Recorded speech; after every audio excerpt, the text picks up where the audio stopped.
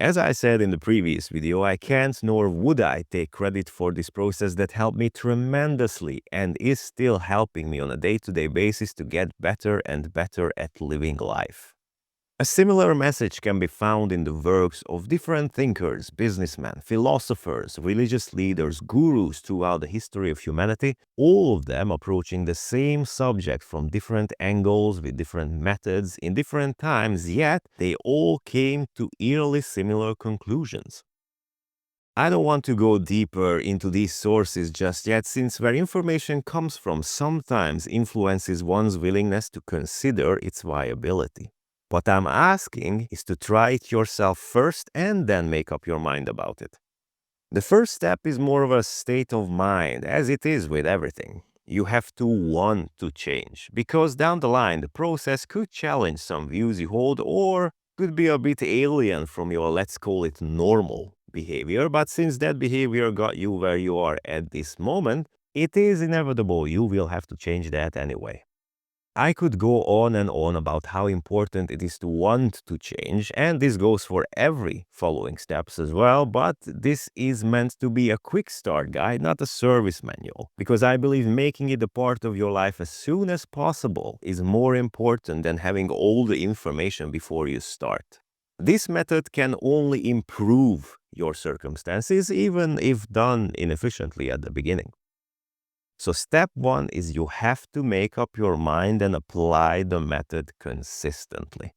Step two is to sit down and answer yourself 5 questions for starts and try to be as analytical and true with your answers as you can be. These answers are only for you, so please be honest with yourself and do not sugarcoat anything. Also write it down into your phone if you want to, or paper and pen. Question number 1. Who do you want to be? Be specific. If you think this through well, that will save you time answering the rest of the questions. For example, your answer could be, I want to be a happy mother of 2 beautiful kids living comfortably in a nice neighborhood with a loving partner managing a successful business of XYZ. I want to wake up every day knowing it's going to be a great day. I want to feel loved and appreciated. I want to feel confident about myself, and I want to rekindle my passion for singing. You can be even more descriptive, there is no limit there, but have at least a handful of key points you can focus on during the process. Question number 2. What are the differences between who you are at the moment and the person you want to become? You can say, my future self is confident because they look like XYZ. They relax because they are financially secure. They're proud of themselves because they achieved XYZ. The answers don't have to be grandiose or psychoanalytic in nature, but try to address as many possible differences as you can come up with, let's say in 5 to 10 minutes. Don't overthink it. You can add or change your answers later too. Question number 3. What are the differences between the personality you present to the world and the person you think you are in your head, and how close those two match? Basically, how authentic are you?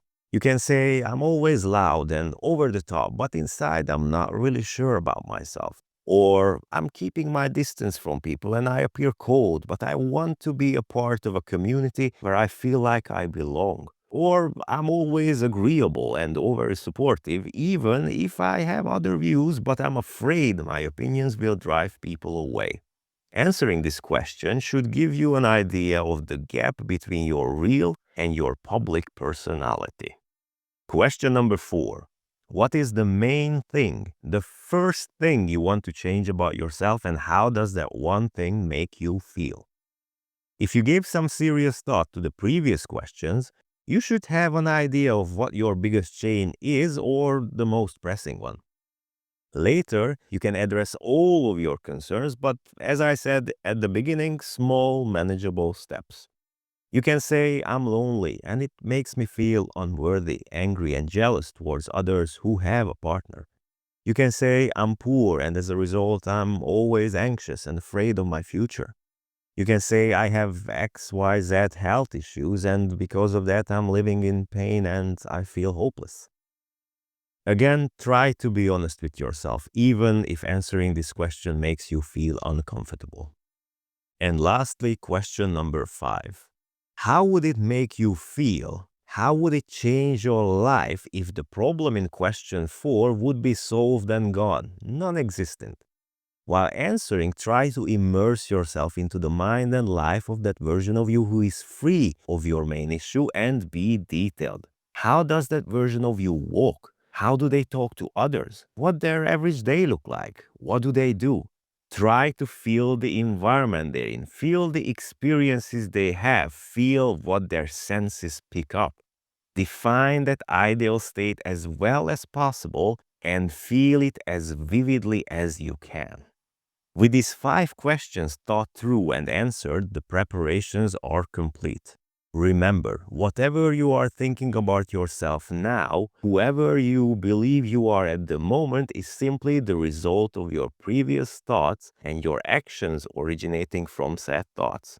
Do not judge or feel sorry for yourself. Believe in the fact that now you're choosing a different path, but to get here, you had to walk the road behind you.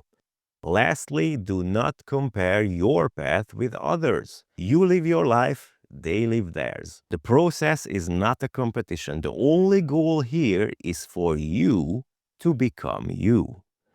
Now, it's time for the day-to-day practical steps.